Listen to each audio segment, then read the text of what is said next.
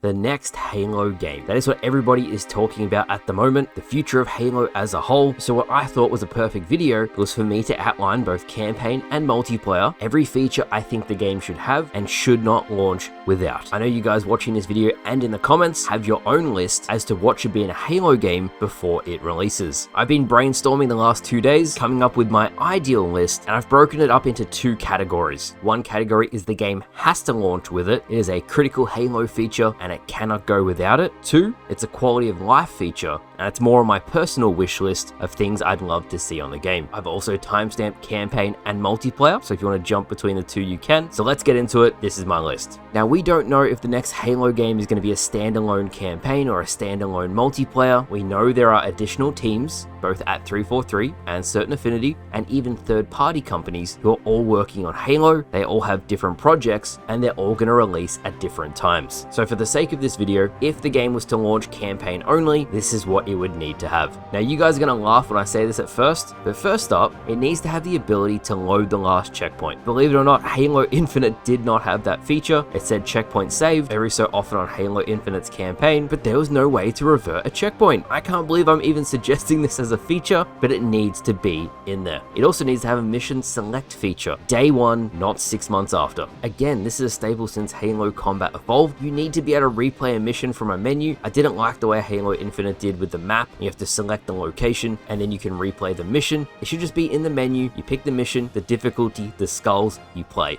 It has to be simple, it has to be streamlined. That's another thing, the user interface. I love the classic UI from all of the Halo games. They all had such soul and feel, and I don't even mind Halo Infinites, but one thing that needs to be there at launch is a beautiful main menu with beautiful Halo music, and it's very easy to navigate. Another big ticket item that has to be there at launch is campaign co-op. Never again should a Halo game release without cooperative play, at least locally. For people who have friends over, they're playing with their family. I have read so many comments when the game first came out saying, where is the campaign co-op? I understand technically that 4-player co-op is a lot harder. Even Bungie in 2007 when they were doing Halo 3 had great difficulties doing the 4-player co-op. They almost scrapped it completely. So I think as a bare minimum, 2-player co-op, 4 if it can be done, but it has to be there at least. Next up we have skulls, and thankfully every single Halo game, including Infinite, has had skulls, so I think that will definitely be there. The last thing I want to see from the next Halo campaign is a cohesive story that doesn't just abandon everything that's been done from the past game and builds upon the Halo story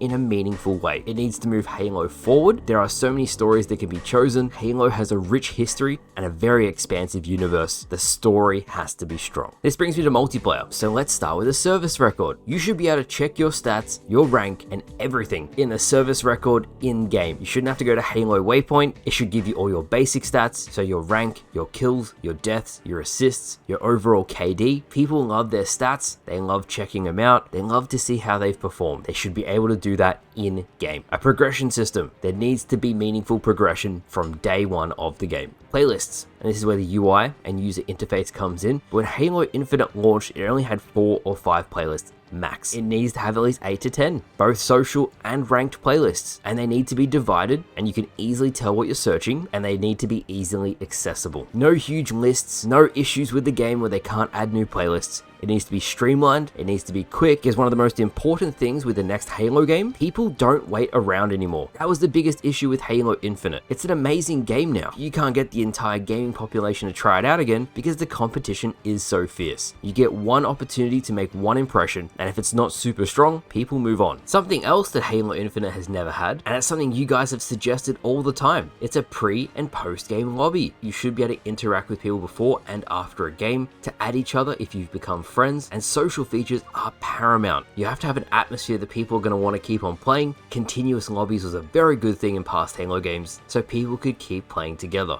For the unranked modes, say there's 8 players total, you could search with that full team of 8 and it would rotate the teams every game. That was such a good decision by Bungie. I know a lot of people are going to suggest map voting as well. I'd be happy with a veto system, so if a bad map and mode comes up, you can elect for the system to pick another. This brings me to skill-based matchmaking. You need to foster an experience that is social and enjoyable. Nobody should get on and feel like they're playing a second job and being locked out of playing with your friends. Regardless of skill level, ranked can be as competitive as possible, but the non-ranked playlist have to have fun as the primary goal. It just has to be that way if you ever want Halo to be super popular again. This brings me to maps, game modes, vehicles, equipment, and the entire sandbox. Halo is at its strength when the community can take the tools that you give us, so unique weapons, unique equipment, unique vehicles, and we create our own experiences. It needs to be a fun sandbox that all interact with each other and create unique experiences just like Halo 3. You guys have all seen the bubble shield clip. I used the grab lift on the bubble shield, the guy looks up and then I snipe him in the face. You need to be able to have those experiences. It's very important. Another good example is when I put the scaffold on top of the Warthog and I blocked a tank shot with it. These sort of creations create memories, it feels very Halo, and I think it would contribute to the success of the game. Now I'm putting this in the multiplayer section, but I'll put a timestamp so people can jump to this. Some other features that are critically important to Halo's success. First up, we have customization. I'm hoping the next game isn't a live service, which means we go back to the traditional way of customizing our characters. Colors will be free, newer armor will be added over time. Of course, there can still be a store, but greater customization including emblems, colors, armor effects, I think is really important. Leading on from that, we have overall aesthetic of the game, and I think Halo Infinite is one of the best looking games we've ever had, especially with how our Spartans look. So I hope 343 continues on that. Even with the campaign, the elites and all the enemies on Halo Infinite are some of the best I have ever seen, so I hope 343 sticks with that. A fully functioning theater mode and the ability to share clips between friends, even the ability to watch theater mode with other players. So if you do something cool, all jump into the theater mode together and you watch it back together. Oh, that's 100% it. That's it. This is it for sure. That's actually it. That's it. It's it. Oh! Fucking hell! Wait, no. Oh my god! He actually predicted it. I actually got Holy my shit. chair.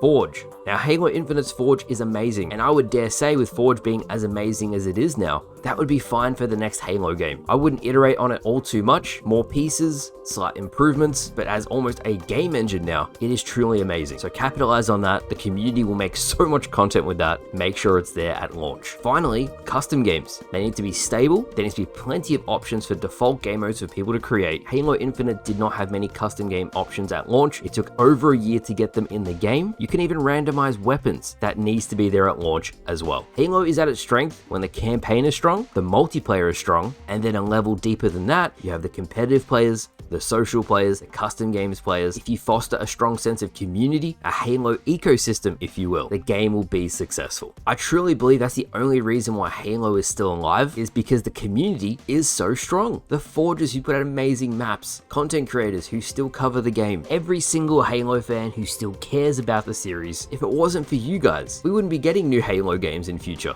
but we are, and they need to be perfect at launch. I care so much about this game series. It's the game series I grew up with, and I'm really quite happy with the work 343 has done post-launch on Halo Infinite. So if they copy that template, they use it for the next game, delay it if you need to, and make it perfect on release. It will do so much for the game's longevity, its first impressions, and how well the game does. Guys, leave your comments down below of what you would love to see the next Halo game have at launch. I'm so excited to hear there's additional teams working on the future of Halo, and I cannot wait until we learn more. So thank you all for watching, I hope you all enjoyed, and I'll see you guys later.